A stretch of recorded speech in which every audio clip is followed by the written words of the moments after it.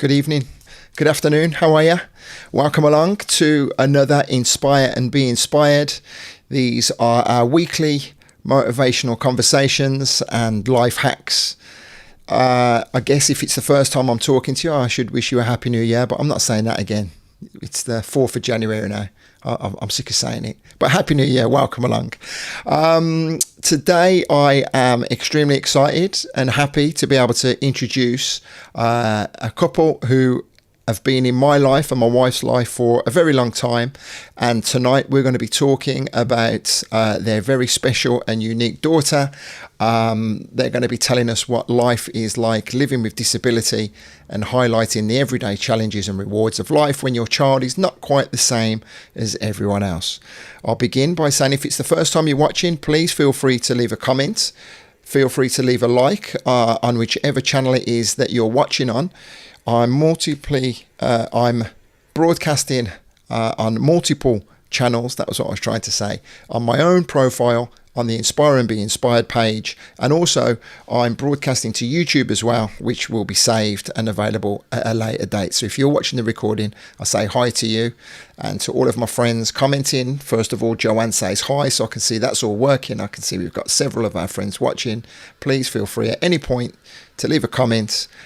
We might not immediately get to you if we're deep in conversation, but myself and my guests will reply whenever we can, and we'll address any questions towards the end. Hi to Chris Harris, sending a shout out to New York City. Welcome, my friend. Without further ado, I will introduce you to the fantastic Donna and Gary Solomon. How are you? You okay? Yeah, we're all good. Good, thank you. Yeah. Good. So I can hear you loud and clear. I'm just tweaking all of my buttons. Michelle Ward says, hi, my lovely friends. So, Gary, if you can squeeze in just a little bit, pretend that you like each other. There you go. So I'm going to start off by a very brief introduction. Donna, Gary and myself have known each other for a very, very long time. I'd like to think we're very good friends, but I'm going to conduct this interview and find out a hell of a lot about their journey, because it's the kind of conversation that sometimes you don't have with close friends, especially males. Gary and I will discuss that a little later on. But I'd like to give you the opportunity to introduce yourselves first of all. Very, very rough outline as to how you guys got together, what you were like in your early days, life before the children came along. So I think, Gary, you're older than Donna just by a little bit. Yes, by a 2 years. couple of years, yeah. Okay, so started off like pretty much all of us on the rave scene and the house scene in Birmingham. And we hooked up at one of the events that I used to put on. I used to DJ at. You become a very, very strong, loyal supporter and friend. And remind me when you guys got together, because it was in the early days of us knowing each other. So how did you guys meet? It was in 1995. Was it? Yeah. Yeah. April 1995. Okay, she remembers the day. The 22nd. Nice. I asked him for his down. Yeah. Prior to that, I'd asked him about a month before, and he left and forgot me. Yeah. So we could have been together long. Probably a bit worse for wear, and she asked me, and I said yeah. And I must have forgot. Brilliant. So out and about in Birmingham town, and for quite a while raving, and then first of all your firstborn, a beautiful little boy who's not little anymore. Tell us about him. Yeah, Fabian, 25, just gone actually December. Yeah, when he came along, Fabian, we was probably about his age, what I was. Yeah. So I'm 50 now, 25, so he's roughly around the age what he is now. So yeah, still had a bit of partying in me, but we had like a young child to bring up as well. So Yeah, We still get the party in now, yeah, thanks to my sister yeah, and Gary's sister. yeah. We had a bit of support then, like the family, so we all managed to get out every now and then and shake a leg.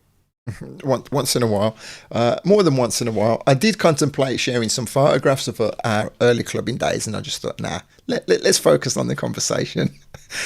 Yeah, Fabian, he's like you said, he's She's off the old block, innit? a big strapping lad, doing well.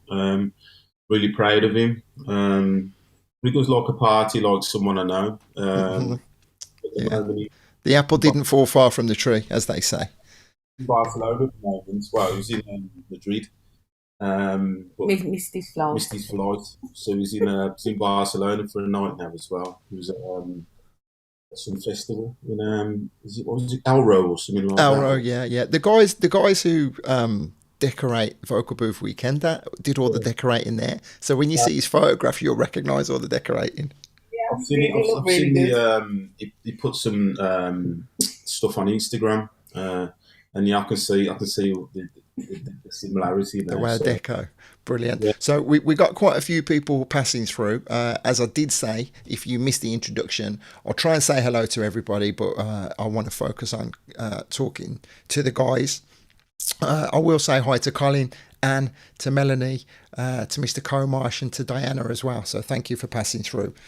Okay, so you kind of took the foot off the gas, so to speak, when Fabian came along. I know Donna definitely did. I wouldn't say that you did, Gary, because this was around about the time that I was starting to travel a hell of a lot, and you were a wingman of mine. You used to drive me a lot of the times, or I'd drive you more often than not.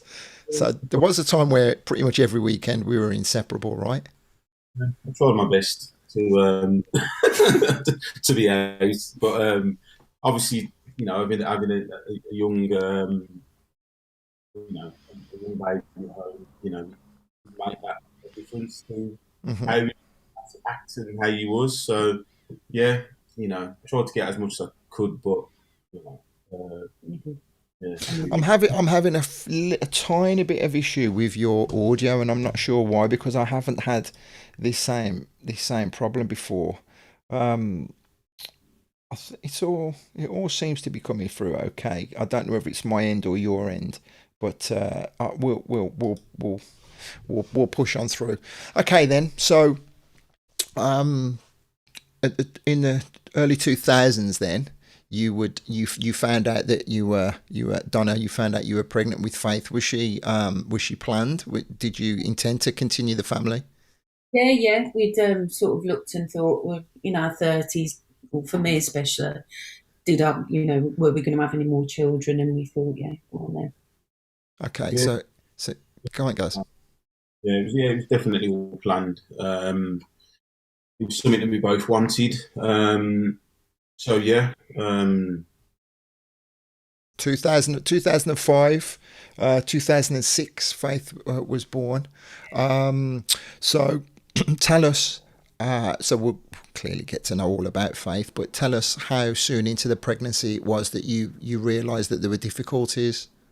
There wasn't. There wasn't. there was no difficulties. The only thing kind of we discussed looking back, um, obviously, with Fabian, when he kicked, see the movements were Strong. really strong, um, but with Faith, there was quite weak.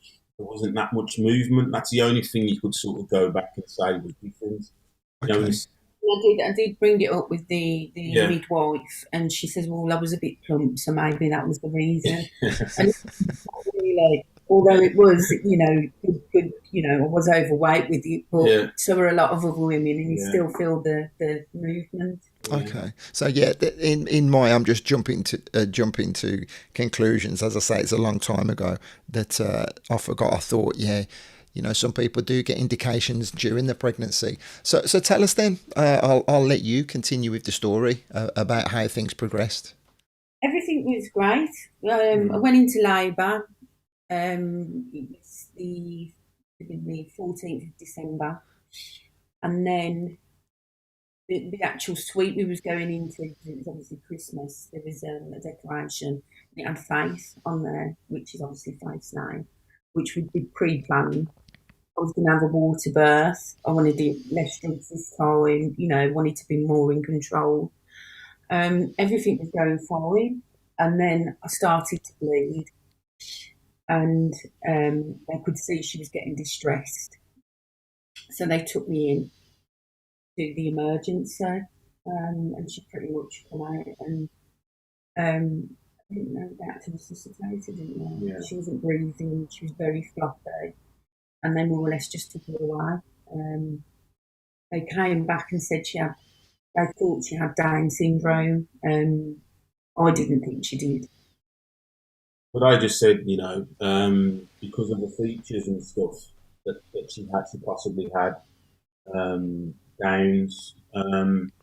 Obviously, you know what Downs is, and you just, obviously you feel, a little bit mortified at the time when you hear the word she's got Downs syndrome. So you just like, you will just kind of comes crashing in a little bit because, You've got a healthy, beautiful, son that you just wouldn't think. Yeah, and you get that kind of news. Was it days or? I think it was same day. No, it was about a week. I'd come out of hospital after about a week, and then they'd done the genetic testing, which was much better advanced, but it's far more advanced now today than what it was. And that he'd come back. They said she didn't have Downs, which I'd said to Gary in the car. She hasn't got Downs, but it's going to be a but. And when they sat us down and said she hasn't got Downs, but he was just like looking at me like, how did you know? Yeah. And they referred to it as 9q34.3 deletion syndrome. And at that time, they said there was 3 other children in China. Yeah. And that was it. I mean, 3? Yeah. That was it. Yeah. There was only like 3. That was all they knew within the hospital. Okay. Like, we're in the car park and we come out and we're like, how did it get to us from China? Yeah. What? And we went on the internet when we got home, and it was retarded and very much Americanized institutional stuff, paperwork that was on the internet that we had. To be fair, when you looked and you seen the pictures, and how it was worded and stuff, it's probably worse than we done not actually going and having a look, because again you just can't even put into words how you felt at that time, because there was no one to fall back on. Because only 3 other people that had this condition. More and more you looked, I think you found a couple more in Germany. I think. What happened is we got in touch with Uni, that are a rare chromosome disorder charity. Mm-hmm.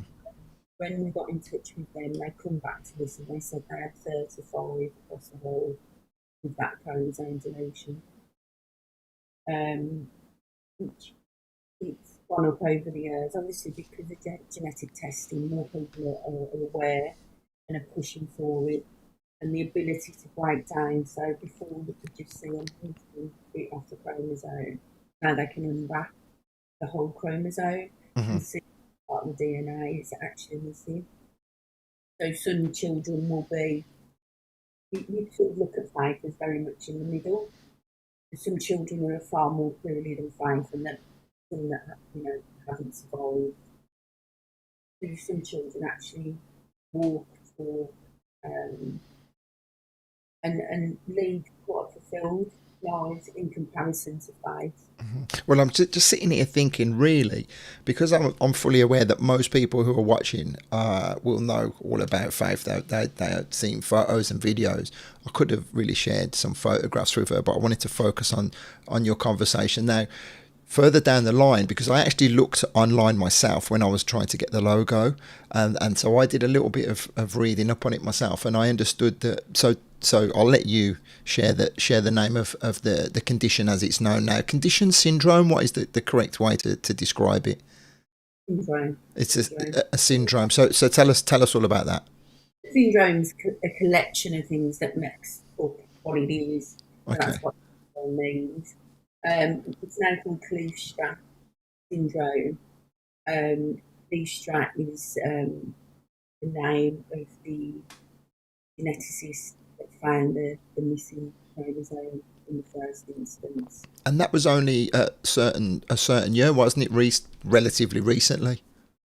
Yeah. Well, just before 5. So, We've been lucky enough to meet her Yeah. on a couple of occasions as well. We've had like seminars and stuff, that, conferences that friends of ours, they put the Kleefstra Charity together. Like a big charity. But first instance, it was about putting people together if they'd have that diagnosis. support was there, Yeah. wasn't it? We didn't have.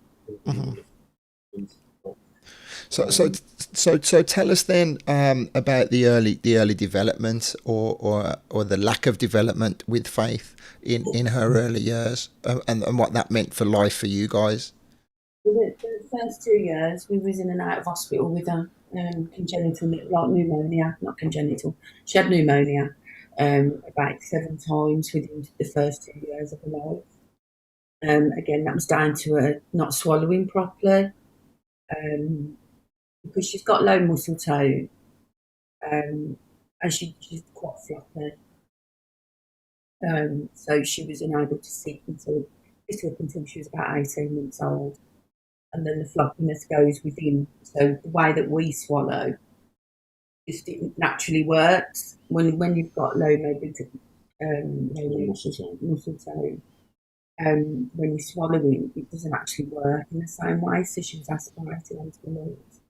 So when we were feeding her, which we didn't know until she was about 2, and I sort of then put my foot down and said, "This just isn't normal," and sort of had to demand that she had an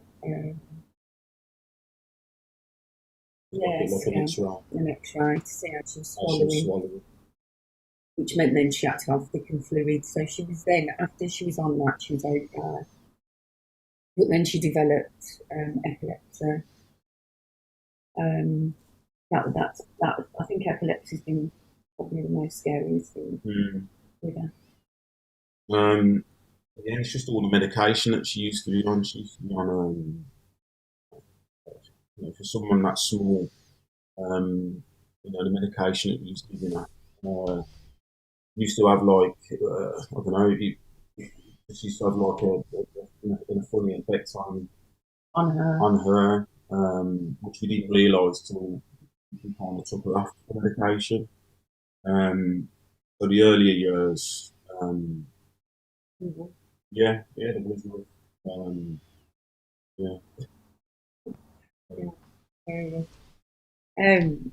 But she is. I mean, she's as you can see, she the development's slow, and if put in comparison to a child with no sort of issues, it's incredibly slow.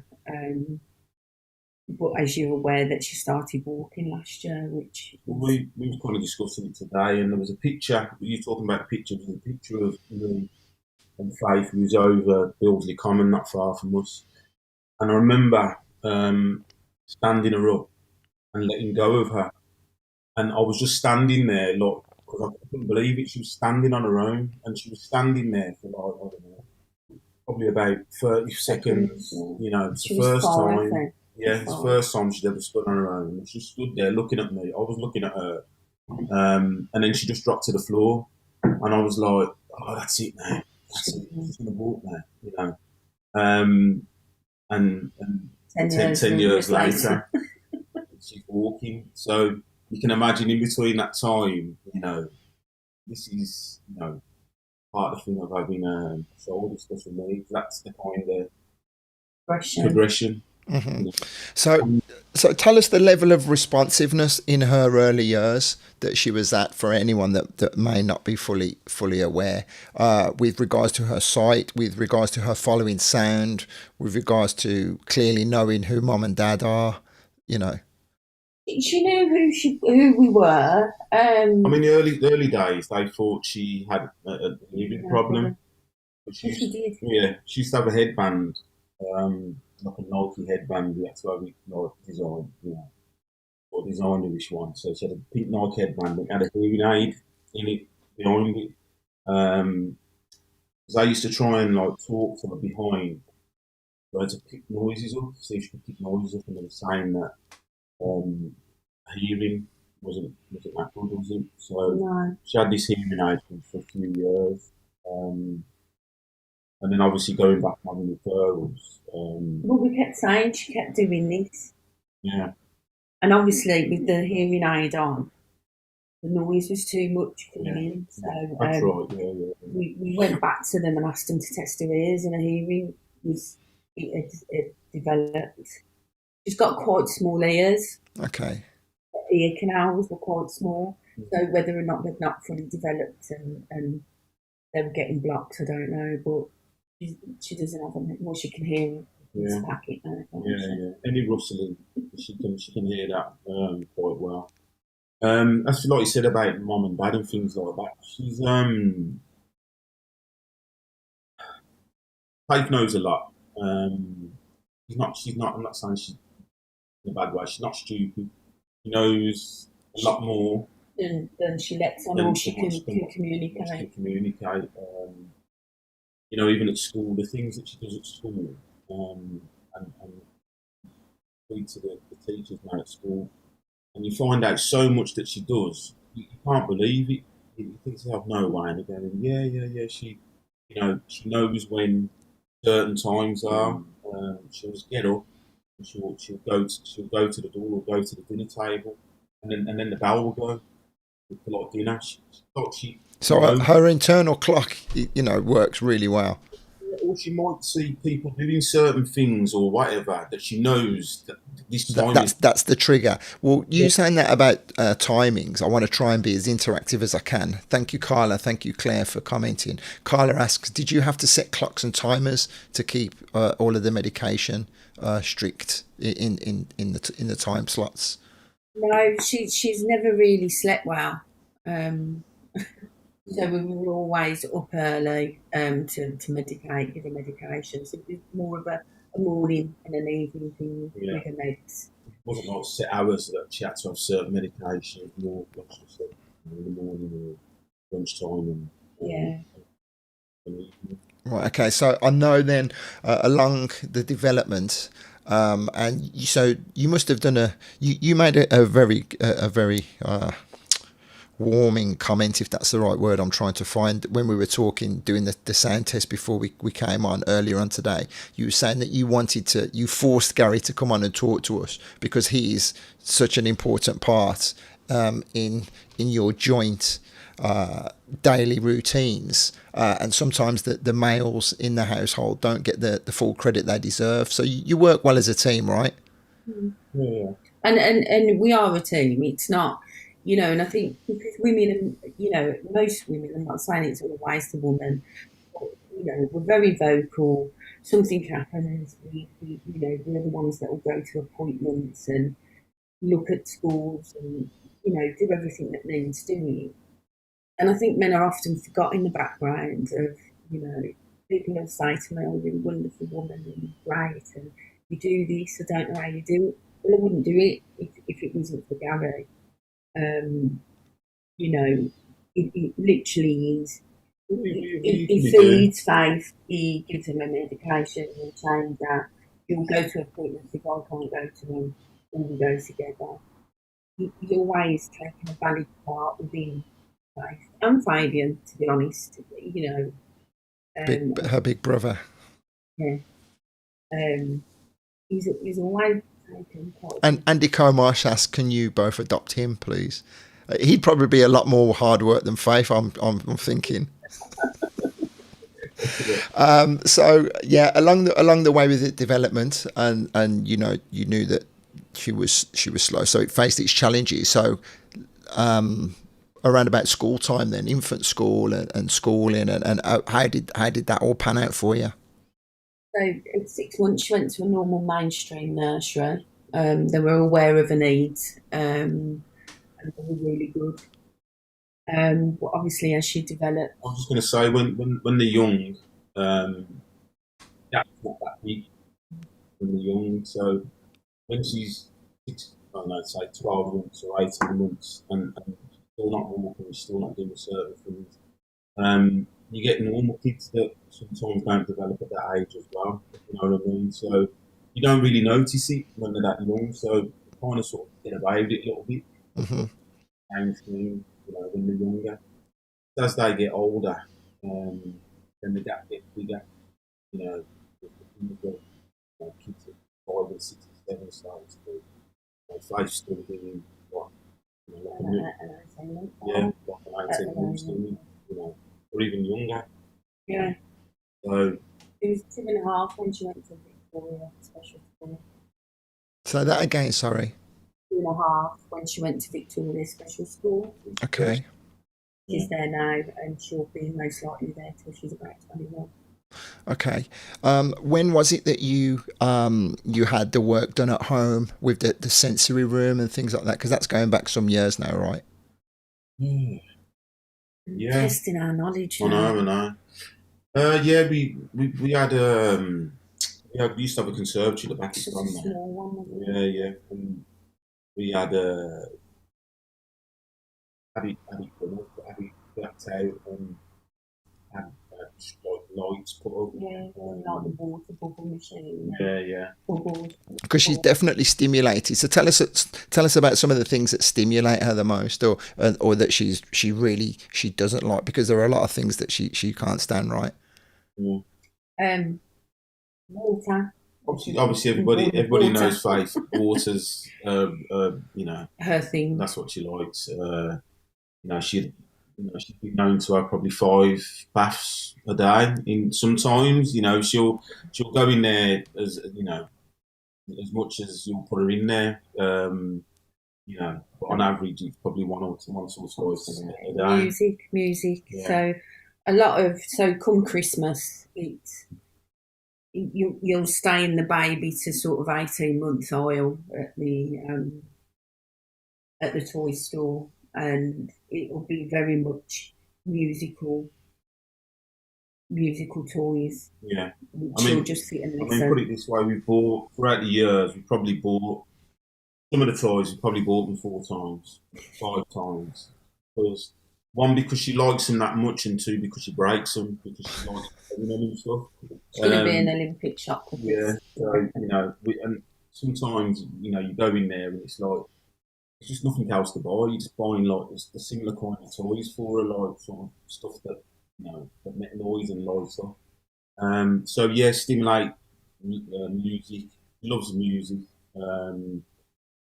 I'd say probably reggae music. She loves Bob Marley. She loves Bob Marley. Just loves reggae music.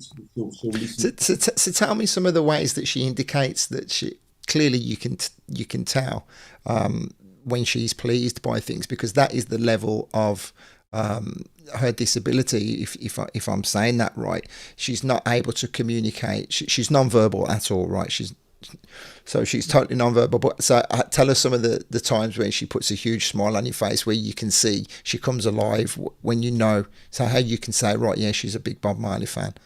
Yeah, so put a bit of Bob on, and she does like a funny dance, don't she? Where she does this movement with her head.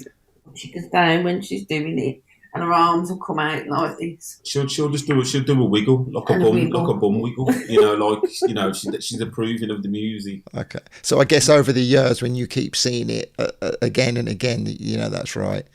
This is one of the things we used to discuss with people, and we know if Faith wants something, she'll grab our hand and she'll put us and she'll tell us that so we know what she wants, and people used to discuss with us and say, if we went somewhere, how would they know what she wants?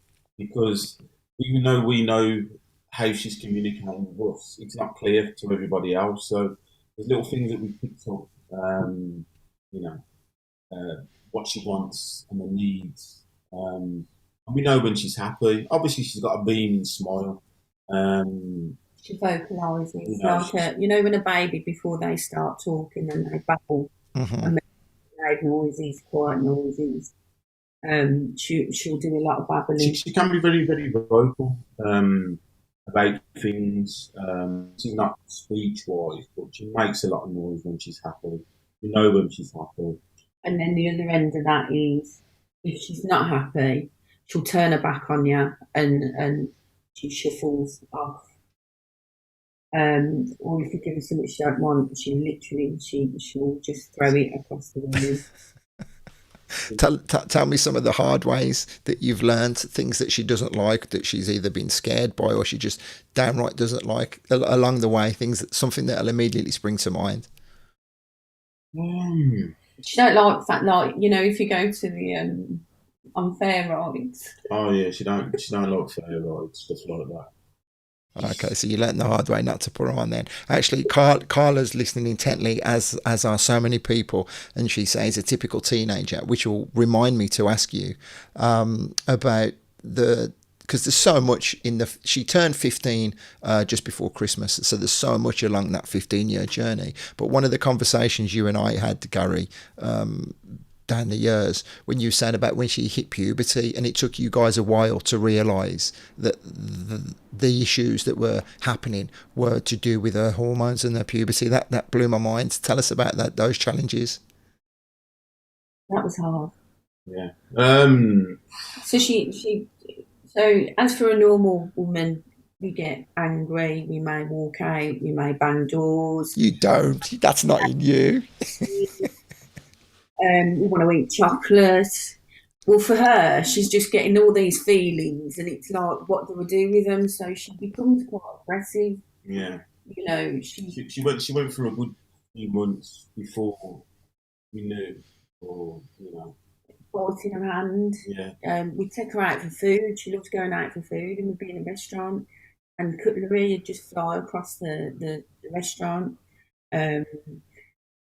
She's bit us. She's pulled our hair, especially you. Scratched Gary to pieces. Yes, I used to go into work when I used to work at Pilts before. And what have you been up to? I'd have like scratches down my face and proper scratches on my arms. And it was like Faith had done. And she's just like yeah, because she's not a wallflower, is she? She's got some strength in her. No. She's oh. Well, I always said if Faith was, we've been quite lucky with Fabian. He's been a good lad, but I think I'd have been in serious trouble with Faith if she was normal growing up. I would have had my hands full with her. I'm telling you, I just know I would. God no. Yeah.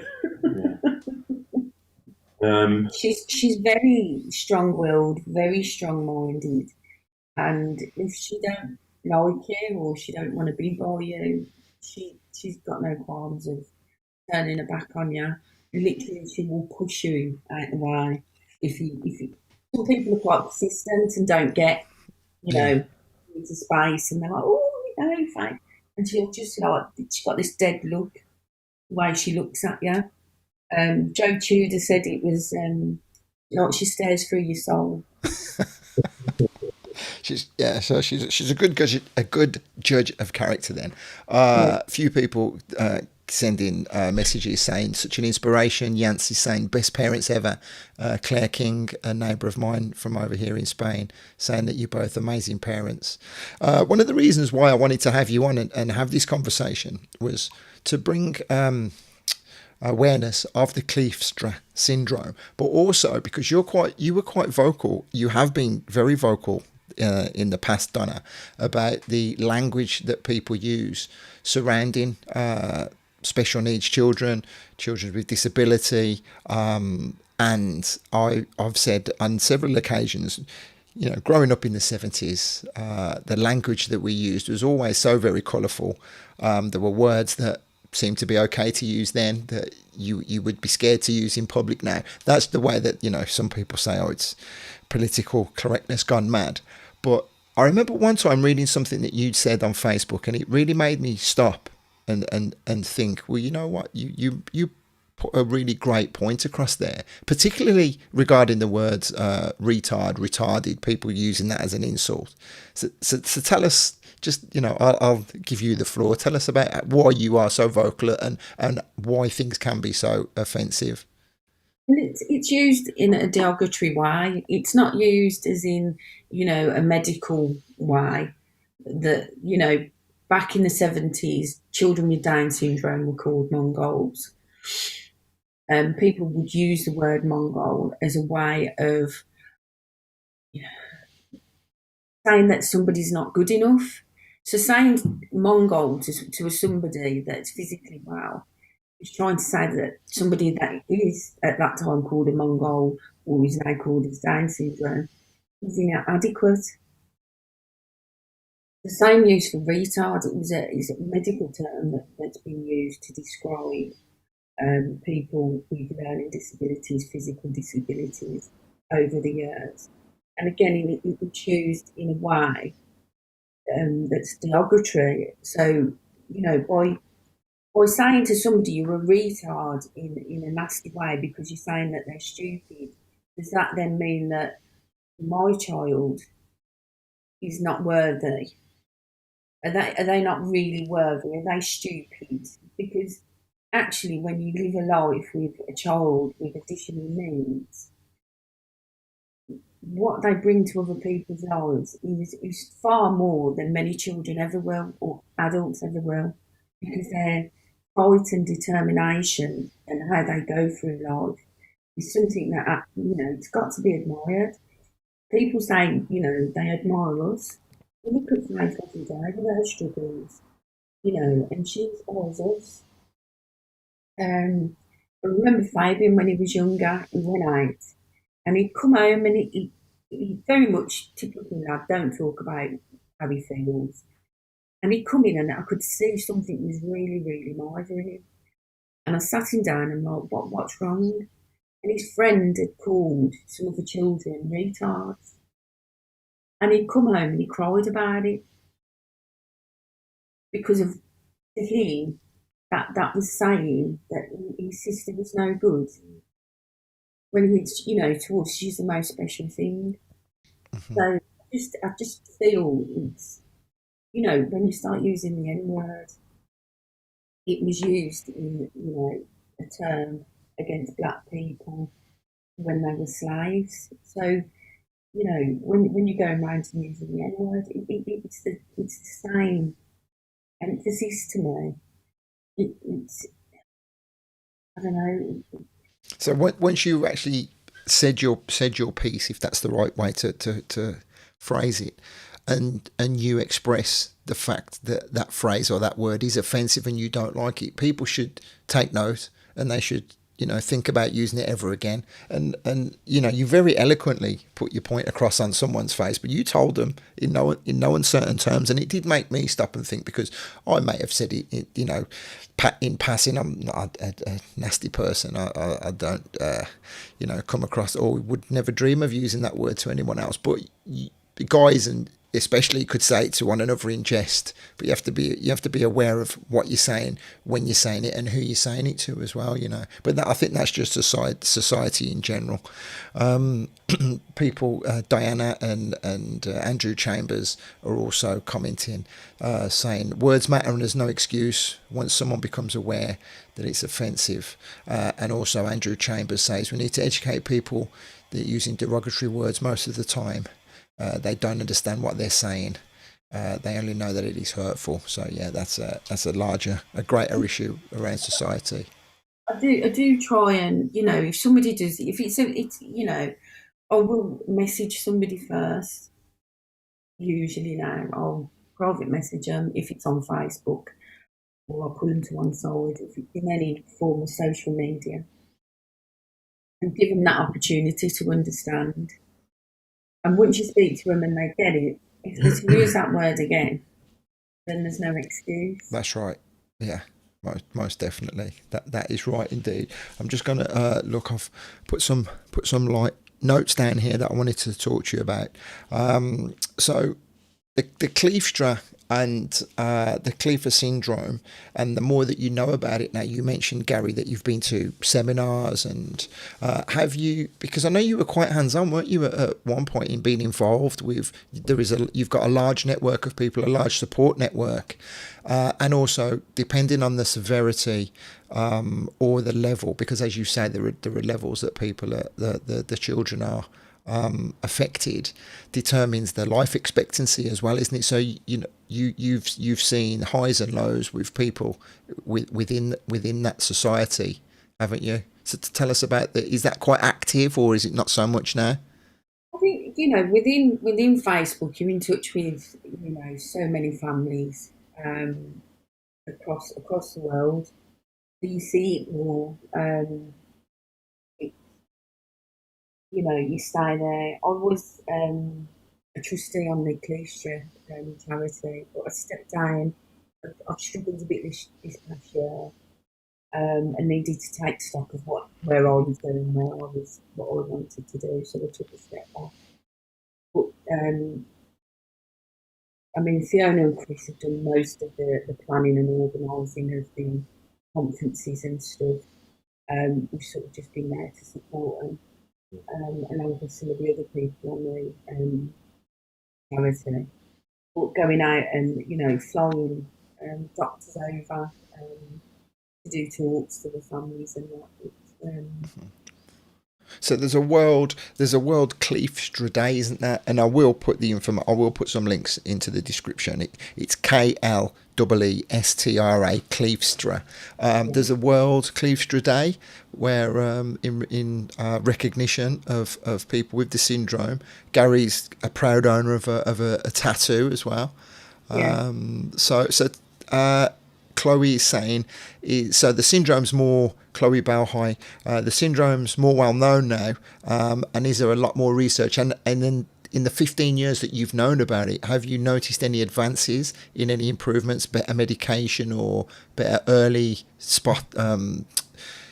That's not what the word I want to use, but that's what I'm giving you. I think there's more, like I said, the genetic side of it. When a child comes out and they're born. If there's issues there, they're more likely to have genetic testing. People have gone along for years where the children have gone into adulthood, where they've only just had genetic testing done and found out. As far as medication and stuff, you see, like I said, the syndrome. But there's no cure, is there, with the medication, anything like that? You've got the IQ injury that's started, which I don't know much about. So they're looking into trying to rid it out of people, how to stop the intellectual disability. It's not something that I'm very afraid with, just purely because of I think when you've got a child with epilepsy, heart conditions, and Mobility issues. I don't want my daughter to change. So, if you could help with them issues, I'm more so supportive of that. Uh-huh. So you mentioned about the epilepsy. How does she deal? How is she regarding that now? Does she still have episodes or? No. I was going to mention about medication. You don't. Well, no, just carry on. You You'll explain it better because you kind of know what's more involved. So when she started her menstrual cycle, she turned into a different child. I'll say it that way. You're going to say devil child. Yeah, she changed. She changed. Yeah. A different child walked in through my door, and we referred her to psychiatry and stuff. Not because we wanted more medication, but because we wanted coping strategies and looking at ways we could support her, because we knew we included the menstrual cycle. It was around that. And for months she was being assessed, and then they come up with, because they was asking, did I want medication for her? And I was like, oh, no, no medication. And they suggested that we reduced the epilepsy meds. So I'm like, yeah, let's go for it. She was on 2 different ones, quite high doses. So over a period of months, they reduced the first lot of Keppra she was on. And she was off that, and we started seeing changes in her behaviour, positive changes, although it hadn't gone away. So then once I was sort of... I'm not sure I understand. Once she'd come off that, I was kind of happy. And then I went back to her actual paediatric consultant and said, can we give the other meds a go, like the other epilepsy meds? Worst case scenario, she'll have a fit and we'll have to put her back on them. And although it's, it's a risk for her to have a fit, technically it can kill you. A quality of life was, for me, it was about quality of life, not so much quantity. So we went through it, yeah. It's the best thing they've ever done was taking her off it. She's come on leaps and bounds, hasn't she? And that's probably helped as well with the walking and stuff, and just the general development. So she uses, they have something that they call PECS at school, picture exchange communication. So you take the picture that you want. So if she wants a snack, she'll show the picture. If she wants to finish, she'll show the picture. She uses that a lot, doesn't she? Especially at school, yeah. So like you say, there's so many things, so many rewarding aspects when she comes back and you find out what she's been doing. So 15 years of constantly having to take care of this child who needs so much of your time. You used to get the opportunity to get away and have respite weekends. Tell us about that for anyone that might not be familiar with it. So I think we got to a point where we were struggling in our relationship, wasn't we? Which it often happens for families with children with disabilities. The separation and divorce rate's quite high, and we actually got to a point where we do not promote domestic abuse on this show. And we contemplated splitting up, and then we sort of sat back and sort of said, well, we still loved each other, but we were just arguing all the time, and it was just like the lack of sleep and just this constant demand on us, and from Faith as well. Yeah, exactly.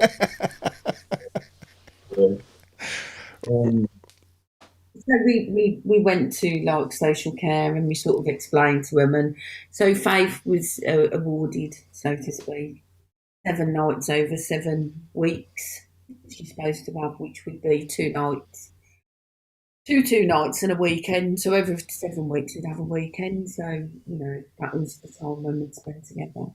At first we started going out a lot.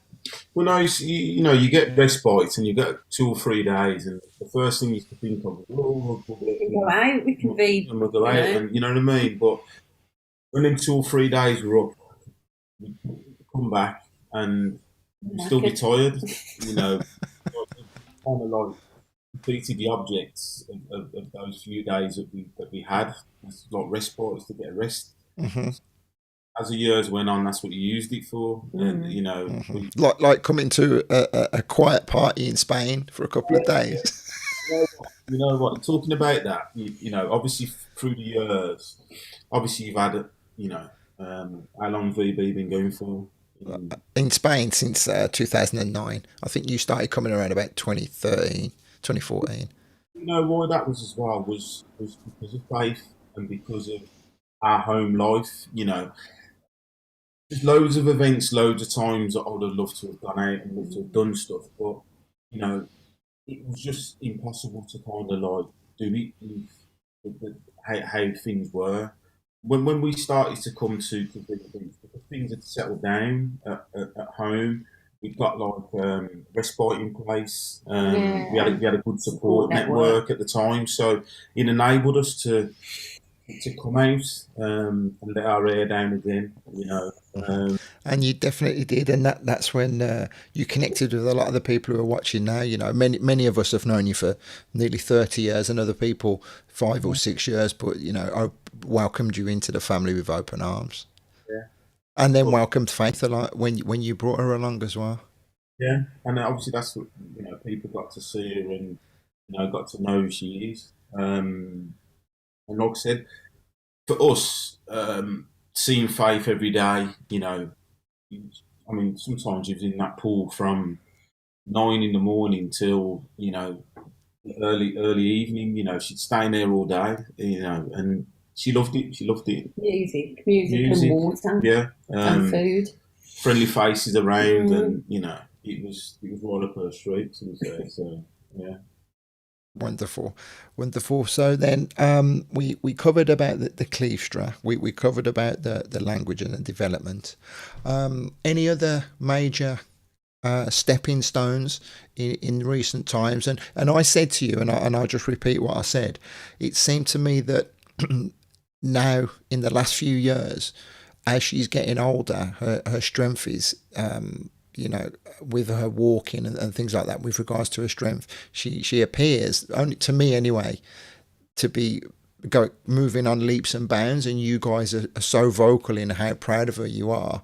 Do you see that continuing, the improvement continuing, or is it just me reading into things completely wrong? We, I, we don't.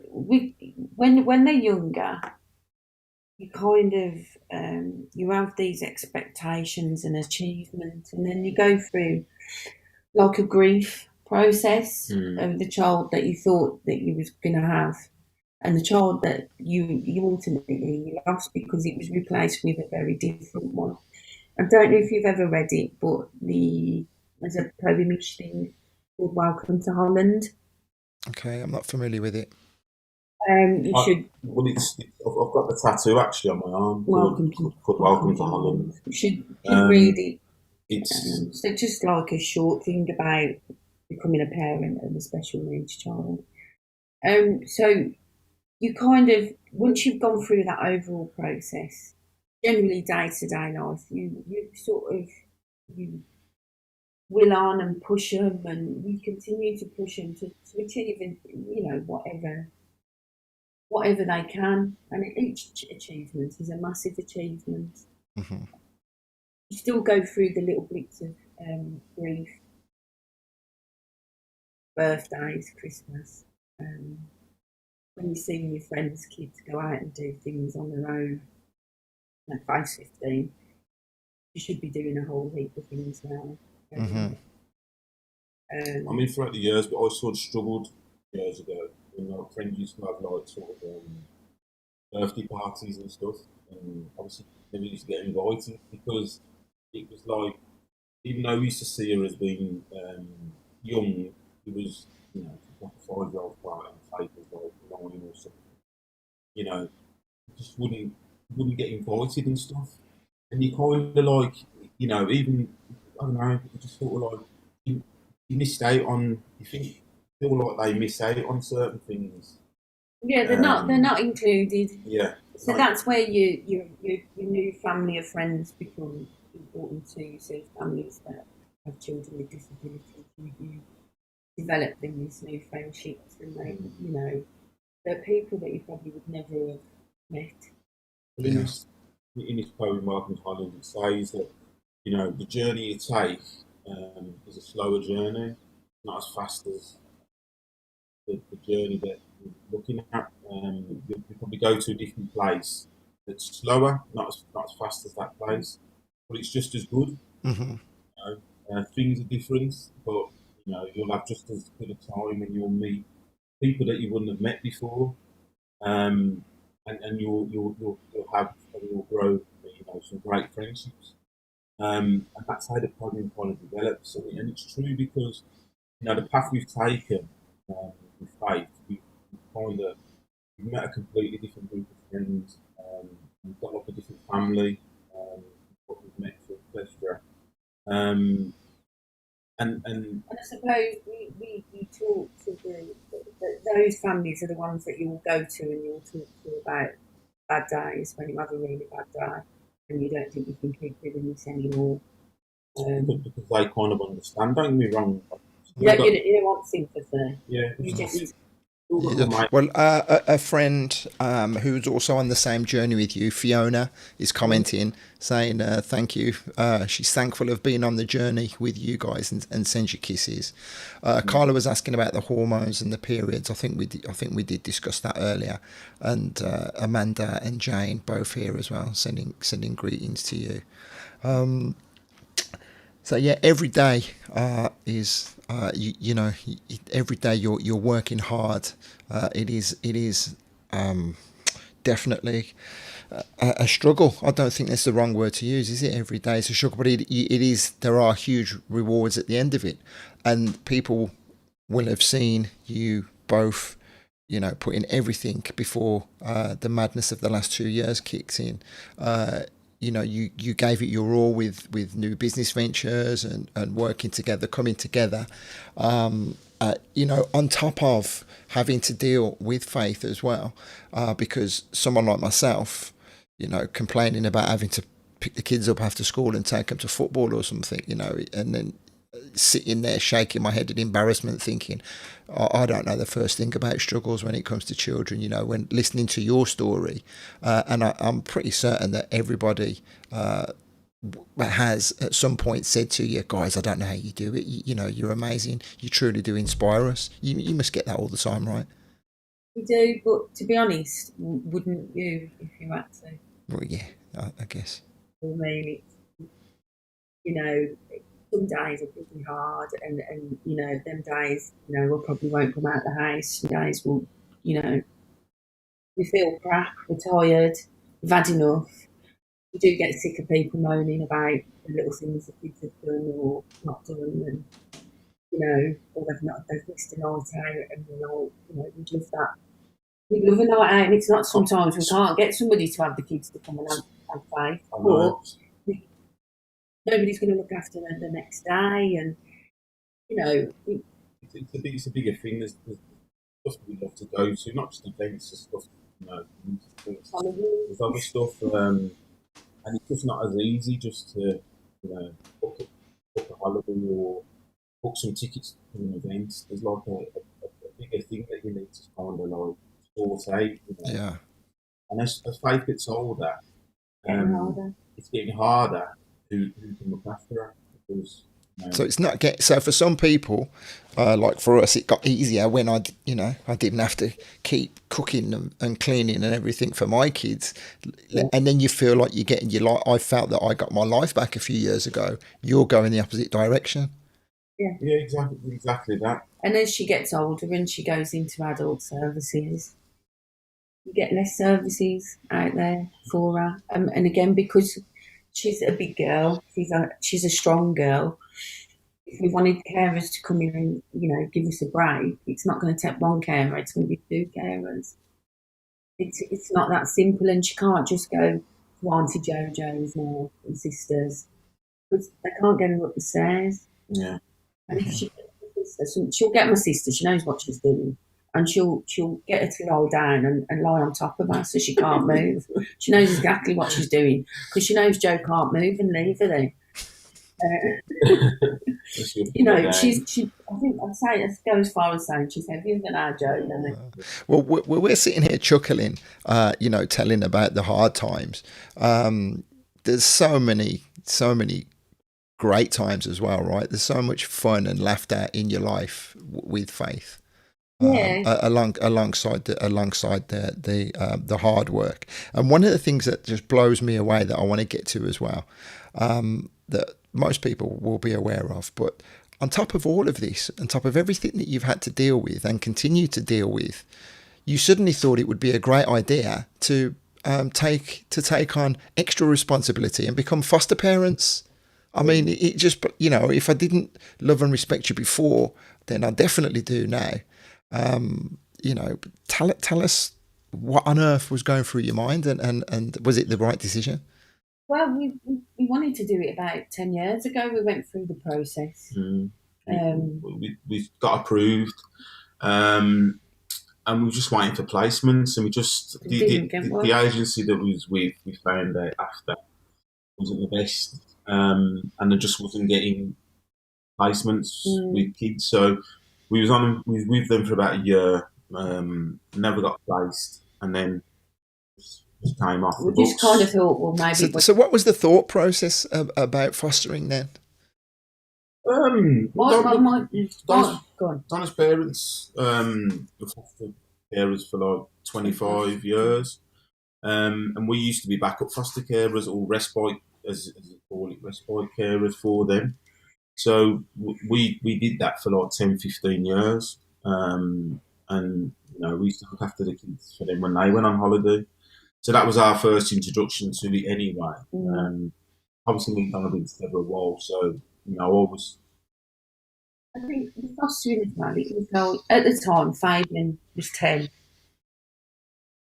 We'd kind of got grounded to what Faith was going through. We'd adjusted and stuff. We had a spare bedroom that we could give. We thought, well, why not? And then that was the same sort of ethos further on to a couple of years ago. Then, it was just, I was like, I kind of fell into place. I was having a sort of, my work was sort of like up and down. I knew the redundancies coming, and we just discussed it and started the process, didn't we? Yeah, we got two spare bedrooms. And it was just something we just thought that like we could make a difference. Faith's not going anywhere. And that was another thing. What we were saying is, what we just said about, we've got Faith. Change. She's going to be with us anyway. We've got to feed her. We've got to do everything for her. So, having another kid today, it's not going to really. It's not like it's not like we can go out and do stuff and do. We've got a nice home. I think if we reflect on how Fabian's grew up, I don't think we've done a bad job. Not at all. Not at all. Really?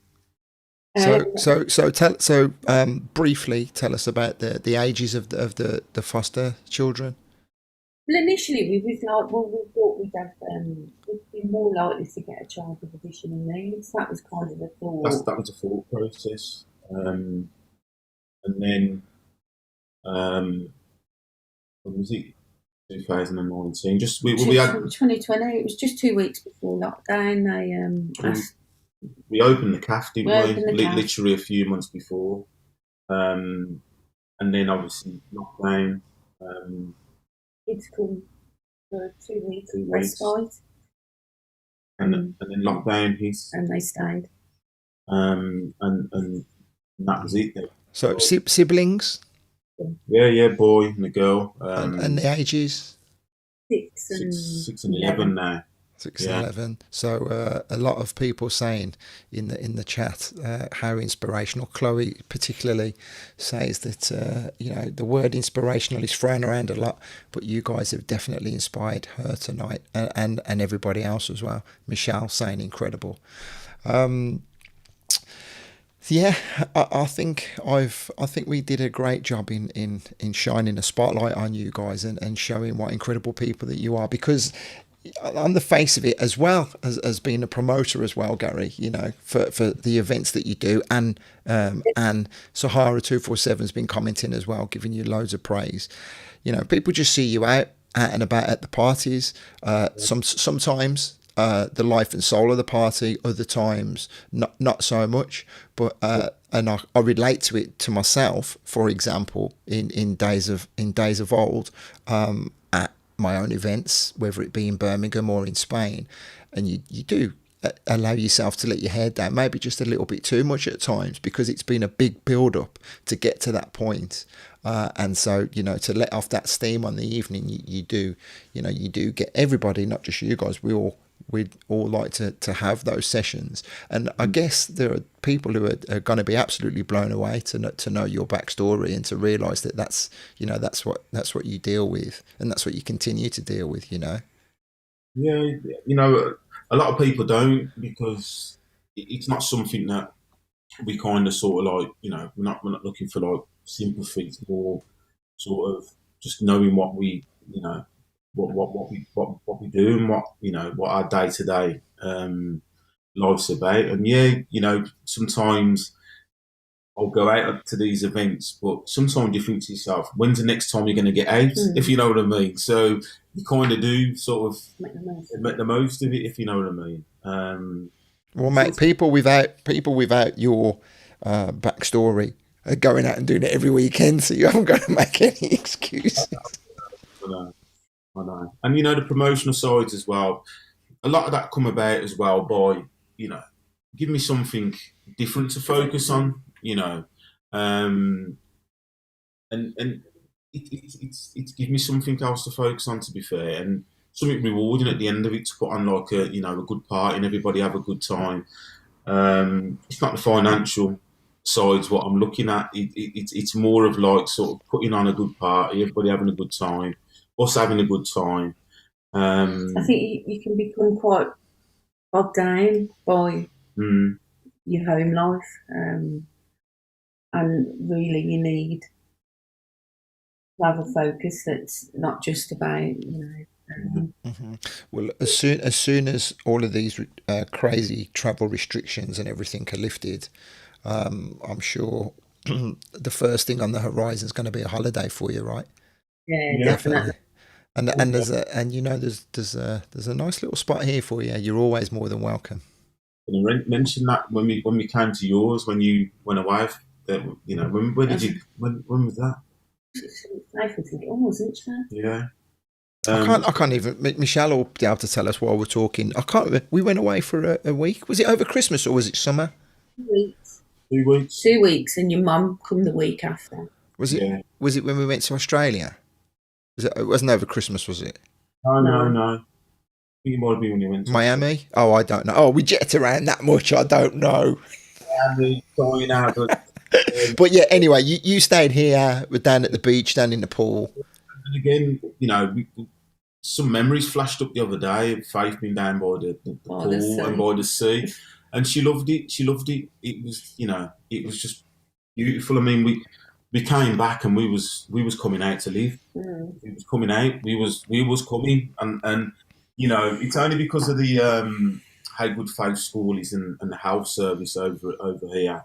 What kind of like sort of you know, just kind of like take a little second check like Yeah, and just think like a bit more about it. But yeah, the heat as well. You know, good for her. it's good for her. You know Hmm. that warm weather. She loves the heat.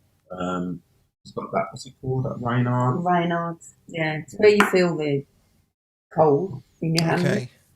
So she suffers in the winter when she goes out and stuff. Her hands go blue and and she won't wear gloves. her feet go blue and stuff. So the sun, you know, the hot weather, it agrees with her. So Wicked. Incredible. If anyone's got any comments that they want to thrust upon these guys, apart from telling them how wonderful they are, we'll start wrapping it up now. Um, so tell us while we're waiting to see if anyone has anything to say. Uh, on a day-to-day basis now, tell us what your rise and going back to bed, your routine briefly is.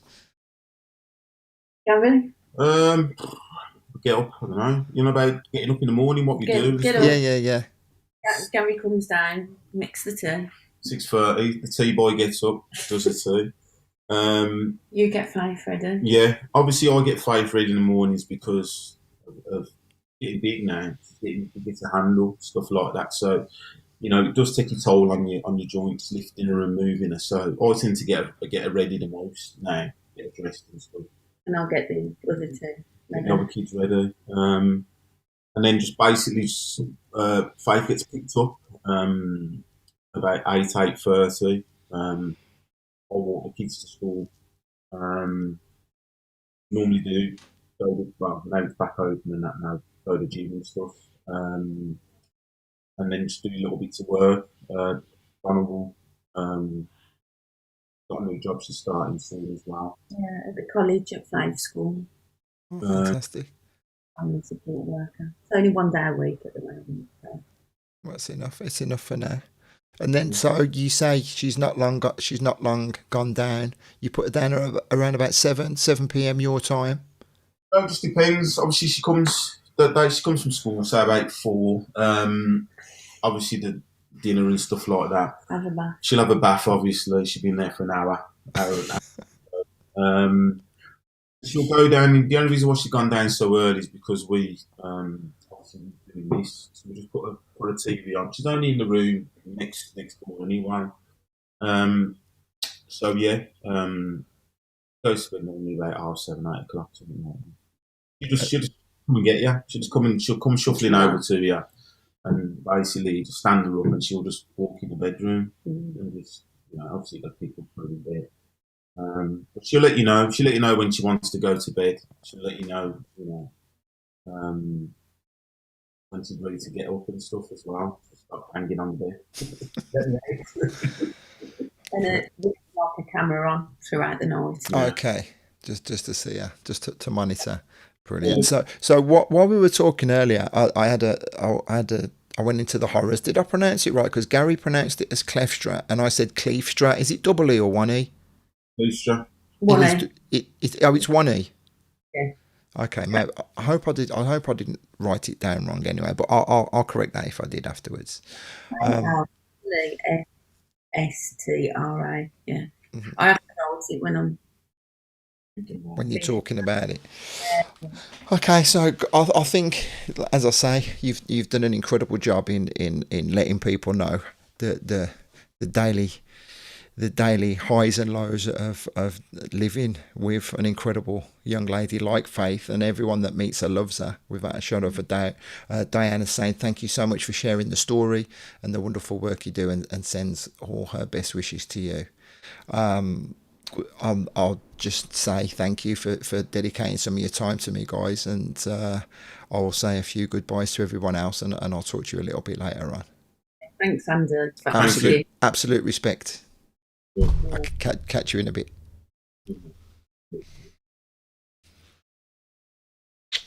There you go. Fantastic. After these conversations, I'm always stuck for words. Really don't know what to say, because the whole reason why I started to do these conversations was to just show how, and I made this comment to someone the other day, and I said I want to show how normal people do absolutely above normal things. And I said normal's not the right word, and they said no, you can sit and listen to professionals all day long, but when you listen to other people who that and you don't know what's going on behind the scenes, then there's nothing more inspirational than that. So again, I want to say thank you to Donna and to Gary. Thank you to everyone that's been commenting and watching intently. I do appreciate it, you guys coming back on a regular basis. I'm just going to say a few closing words. So thank you for your time. As you can see, I've designed a new screen now towards the end, showing in the bottom of the screen. Next week at 7 o'clock on Tuesday, another in the series, Brum as fuck. We're talking, see how I take the emphasis off that word. I don't like swearing. We'll be talking more about the history of Birmingham and some of the influential characters in. I made a little bit of a balls up with my scheduling, so I'm just going to confirm who the guests are going to be next week, within the next day or so. So I'll have that confirmed, but pretty much every Tuesday at 7 o'clock, come and join me on my wall, and then it's always available, as you can see on the page, Inspire and Inspired. If you just type that in, it's called Inspire and Be Inspired, but the Facebook page is Inspire and Inspired, and my YouTube is youtube.com/DJ Andy Ward. This other graphic that is showing now, Access Crew. This is a little something that I set up earlier in 2021. I have a core group of people who subscribe to me on a monthly basis, and I'm sharing some of their logos now on the screen, as you can see. Respect out to those, and a whole heap of other people.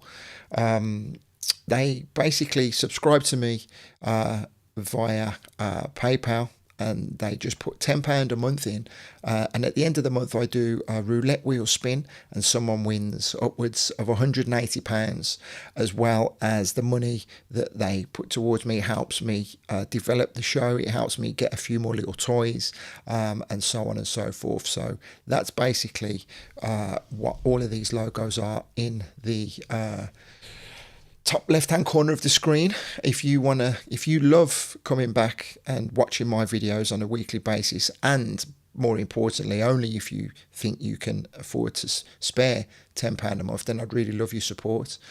Take a look at andyward.net, djandyward.net/access to see how you can get involved and get your logo on the screen before and after the conversations. So there you go. That's just a little information as to what's going down. Again, thank you all so very much for being here. Thank you, Andrew, for commenting.